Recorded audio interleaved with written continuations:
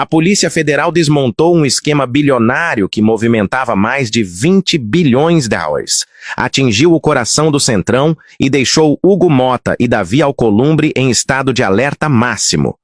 E enquanto Brasília pega fogo, o presidente Lula observa tudo com aquele sorriso de "eu avisei".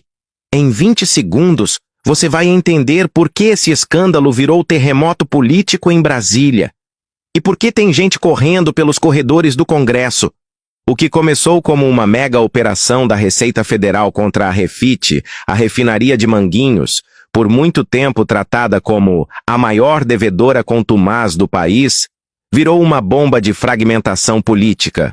Estamos falando de um esquema que, segundo autoridades, drenava até 350 milhões de reais por mês dos cofres públicos, envolvendo importadoras, distribuidoras, postos e até fundos de investimento atuando como engrenagens de um mesmo sistema.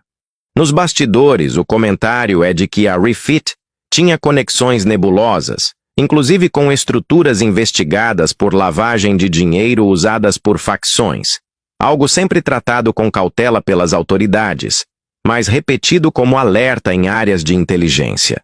Foi nesse contexto explosivo que Hugo Motta apareceu como estrela de um jantar do próprio grupo em Nova York, enquanto segurava no Congresso o projeto que endurece as regras contra devedores contumazes.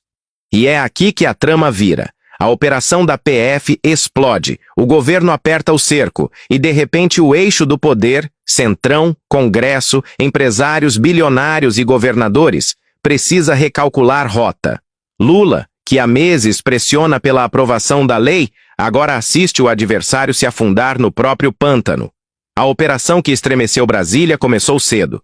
Mais de 600 agentes, 190 alvos espalhados por 5 estados, portas sendo derrubadas, documentos sendo apreendidos, computadores levados. Mas o que parecia apenas mais um capítulo da eterna luta contra a sonegação, virou algo muito maior. Um terremoto político, porque desta vez não era qualquer esquema. Segundo autoridades federais e estaduais, a Refit, dona da refinaria de Manguinhos, operava uma estrutura bilionária de fraude fiscal tão sofisticada que se tornou símbolo do crime do andar de cima. Offshores nos Estados Unidos, fundos em cascata, empresas de fachada, redes familiares, mecanismos para esconder lucros e reduzir artificialmente impostos, um relógio suíço movido à fraude. E o número que explodiu nas manchetes não veio por acaso. 26 bilhões de prejuízo aos cofres públicos. Dinheiro que poderia ter financiado hospitais, escolas, obras, programas sociais. Dinheiro que falta aqui embaixo e sobra lá em cima. E, como sempre, quando o rastro é de bilhões, o cheiro da política aparece. Mas tem um detalhe que ninguém esperava. Enquanto a bomba explodia no Brasil, fotos e relatos mostravam Hugo Motta, atual presidente da Câmara, como convidado de honra em um jantar de gala promovido pela própria Refit em Nova York. Segundo pessoas que estiveram no evento, Motta circulou como estrela entre executivos do grupo, o mesmo grupo que o governo federal diz ser o maior devedor contumaz do país. E aqui começa o problema real. Nos bastidores de Brasília, comenta-se que Motta vinha segurando há meses o projeto de lei que endurece regras contra devedores contumazes. Um projeto que o governo Lula considera central para combater grandes esquemas de sonegação. O Centrão resiste, claro. Endurecer as regras significa mexer com bilionários que financiam campanhas, jantares, eventos e articulações. Quando a operação estourou, aliados de Motta sentiram o impacto imediato. A pergunta nos corredores do Congresso era simples. Por que o presidente da Câmara estava justamente com esse grupo dias antes da maior operação da década contra eles? Ninguém acusa nada diretamente, mas a coincidência política é devastadora. Mas tem um detalhe ainda mais explosivo. A operação não atinge só Motta.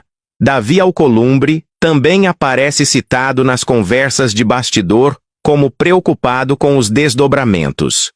Interlocutores próximos afirmam que o clima no entorno de Alcolumbre é de tensão máxima. Não por envolvimento direto, mas porque a operação expõe relações que o Centrão preferia manter longe dos holofotes. E enquanto isso, o que faz Lula? Observa. Rindo. Não um riso de deboche, mas de estratégia. Porque o governo vinha sendo acusado de inventar a narrativa de que grandes devedores estavam sendo protegidos pelo Congresso. Agora, a realidade estoura na cara de quem tentava atrasar o projeto. E a trama ainda não chegou na sua virada principal. Porque o escândalo Refit abriu espaço para outra revelação que sacudiu o outro lado do espectro político. Tarcísio de Freitas, governador de São Paulo e principal aposta da direita para 2026, agora enfrenta uma crise de reputação que atinge diretamente o discurso de eficiência que ele tenta vender. A história começa com o Banco Master, alvo da Operação Compliance Zero, que prendeu o dono, Daniel Vorcaro, e o ex-CEO Augusto Lima. Segundo investigadores, as operações do banco inflaram artificialmente patrimônio, criaram riscos sistêmicos e envolveram figuras do alto empresariado paulista. Mas o que ninguém esperava era que o rastro da investigação chegasse à própria campanha de Tarcísio.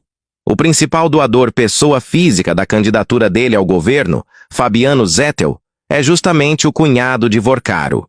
Nos bastidores, aliados do governador foram pegos de surpresa. Ninguém quer ter seu nome associado àquele tipo de manchete, e é aqui que a trama vira de vez.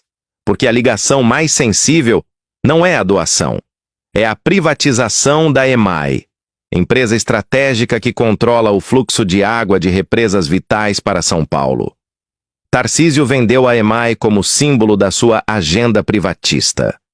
A foto da martelada virou marca registrada. Mas quando a EMAI foi privatizada, o consórcio vencedor, liderado pelo Fundo Phoenix, tinha entre seus investidores o bilionário Nelson Tanure.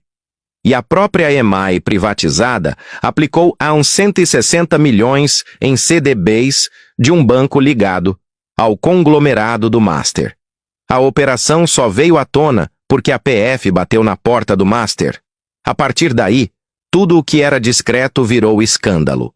Aliados de Tarcísio passaram a tentar explicar que a aplicação de 160 milhões não afeta a operação da empresa. Mas nos bastidores, o comentário era outro. Como uma estatal recém-privatizada aplica milhões justamente no banco do cunhado do maior doador de campanha do governador? Mas tem um detalhe que ninguém mostrou. Essa crise atinge o coração da narrativa que a direita construiu para Tarcísio. Ele seria o gestor perfeito, técnico, eficiente, acima de suspeitas. E agora, de repente, está cercado por ligações políticas, empresariais e financeiras que lembram exatamente aquilo que ele dizia combater. E enquanto tudo isso explode ao mesmo tempo, Centrão incendiado pela Operação Refit, Tarcísio abalado pelo rastro do Master, Congresso pressionado pelo governo, Lula observa, calmo, seguro, com aquele sorriso de quem está no tabuleiro há décadas e sabe ler quando o adversário treme. A parte que ninguém percebeu é que essa crise consolida o discurso de Lula sobre soberania econômica. Ele vinha dizendo há meses que grandes devedores drenam recursos que deveriam ir para o povo.